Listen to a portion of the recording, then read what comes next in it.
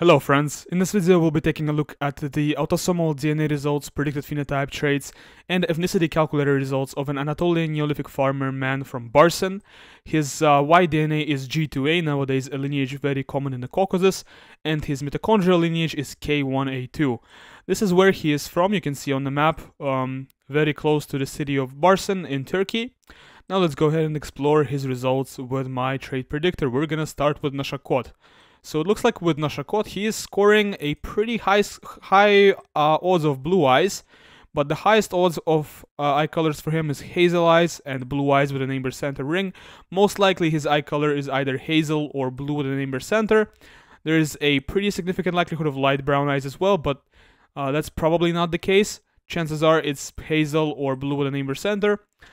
Let's take a look at his hair color estimator. It looks like with the hair color estimator for him is black hair, although there is also a significant likelihood of brown and even dark blonde hair in this result. When it comes to his skin color, his predicted skin color is that he has intermediate or olive skin tone. It looks like there is very insignificant score for light or fair skin or dark or brown skin. There's a 94% likelihood of intermediate or olive skin, so chances are he's got olive skin. This is kind of his predicted eye color with my tools, with my web version of noshacot, and it looks like when it comes to his hair texture is predicted to be straight. There is an slight score, like 26% score for wavy, and he definitely doesn't have kinky or curly hair. So let's go ahead and explore what contributed to such a high score for blue eyes with an amber center, green eyes. Let's explore what caused his eye color and hair color to be so light. Let's go to the very end. It looks like he has blue eye haplotype 2. He has this genotype, which is linked with blue eye haplotype 2. He has this genotype, which is also linked with blue eye haplotype 2. He has BH1 and he has BH1 here. So he's quite light. He has a genotype that's very commonly found in Central and even Northern Europe today.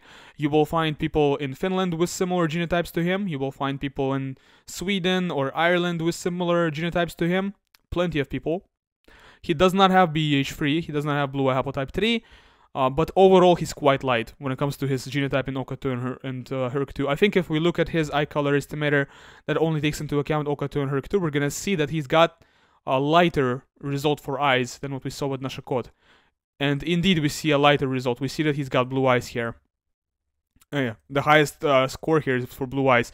So if you only take into account OCA2 and HERC2 gene, then he's actually light. He's actually probably blonde and blue-eyed, but if you take into account everything else, if you take into account OCA2 and SLC45A2 and SLC24A5 and TIRP1 and TIR and IRF4 and all the other genes, if you take everything into account, then he's probably got hazel eyes or blue eyes with an amber center. But if you only look at OCA2 and HERC2, then he's probably got blue eyes. For example, if I upload this file to YSEC is gonna say he's got blue eyes and blonde hair. Actually, I don't know about blonde hair because for them, SLC45A2 does play a pretty big role. So, but it is gonna say he's got blue eyes. I can promise you that. You can actually try it. You can download the file from link which is in the description of the video, put it into YSEC phenotype predictor. It's gonna be blue eyes there. In reality, that's not the case. In reality, his eye color is likely hazel or blue eyes with an amber center, as my noshacot predicts for him. Let's go ahead and check his ethnic calculator results. What ethnicity he resembles the most. So this ethnic calculation was done with 521 SNPs, and with this ethnic calculation he is most similar to Neolithic Azerbaijanis, Svaneti Georgians, which it's just one person actually, it's just one person from Svaneti in Georgia. It's two Turkish people, Iranian individual Atefer 5611, it's just one person. New Grange 10 British Neolithic farmer, it's once again just one person. Anatolian Iron Age people, Ashkenazi Jews, it's a lot of people, multiple people. So it looks like a very Mediterranean result overall.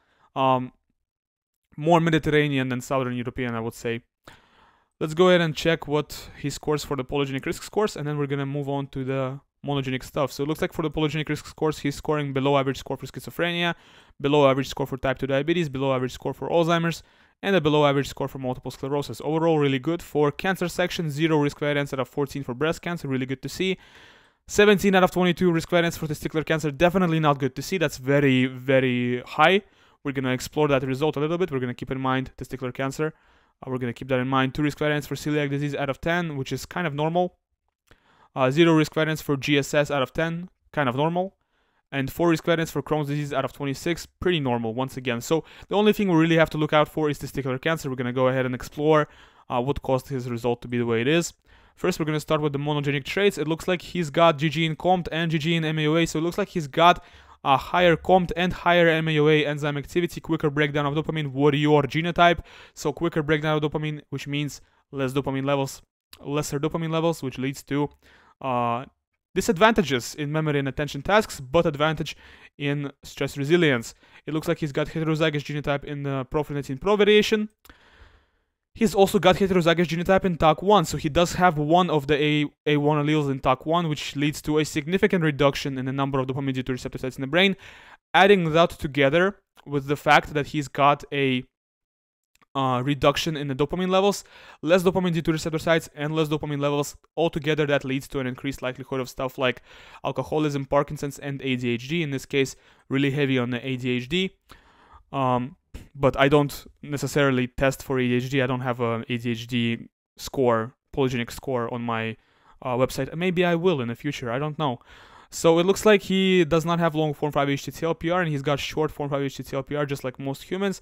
Slight increase in the risk of depression.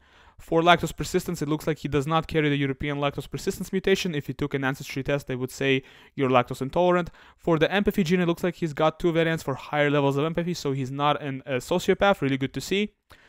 No type 1 diabetes, once again really good to see. For hemochromatosis, it looks like he does not have any risk variants for hemochromatosis. Really good to see. No APOE2 alleles in APOE, really good to see. So no risk variance for Alzheimer's in the APOE gene, which is by far the most important gene when it comes to Alzheimer's prediction. For multiple sclerosis, it looks like he does not have any risk alleles for that. Really good to see. For myopia, we're going to skip that. We don't care about it. For miscellaneous section, no micro-P, which is really good to see. Better performing muscles, likely sprinter rather than endurance athlete. No fat gene variants in FTOs, RS99, 39, 609. So it looks like he does not have any variants that predispose him to have to be overweight, have extra body fat. Really good to see.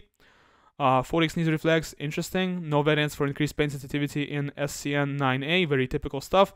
And no East Asian traits, such as no East Asian EDAR and also not an Asian flusher. We're going to skip drug response. We're going to skip albinism. We're going to skip familiar Mediterranean fever. We're going to skip MTHFR. I did say that we need to take a look at cancer for testicular cancer. So let's look at the testicular cancer. And these are the 3 most important genotypes for determining testicular cancer risk. So it looks like he's got slightly higher risk of testicular cancer here, increased risk of testicular cancer here, and 3 times increased risk of testicular cancer here. So when it comes to all the important variations for testicular cancer, he's actually got increased risk. So that's definitely an alarming and a concerning genotype. For leukemia panel, it looks like he's got average or lower odds of leukemia. Really good to see. For rare diseases panel, it looks like he doesn't really have any rare diseases. For celiac disease panel, he's got some risk variants, but overall it's 2 out of 12, which is not that much. We're gonna skip allergies. He doesn't have the main risk allele for Crohn's disease, which is really good to see. So Crohn's we can skip. For Canavan syndrome, it looks like he's got 0 risk alleles for that. Really good to see. For HIV and AIDS, this is very interesting for me to observe, because with these Anatolian Neolithic farmers, I noticed that a lot of them have genotypes like this. They have genotypes that protect from HIV. And I don't understand how that happened, because these are all very, very uncommon genotypes. They're very rare. You don't see them very often in modern people, but when it comes to these Anatolian Neolithic farmers from Barcin specifically, they have these protective variants which protect from HIV turning into AIDS, pretty much. There is no variants that protect you from HIV because it's just a virus, but the way your body responds to HIV, whether or not you develop AIDS, there's definitely some variation here. And these Anatolian Neolithic farmers, they seem to have some protection from that, which is very interesting. I'm not sure. Maybe my theory, currently as it is that variants that protect from HIV in modern Europeans might have come into Europe with the Anatolian Neolithic farmers, because this is really surprising what I'm seeing here, the trend that I'm observing.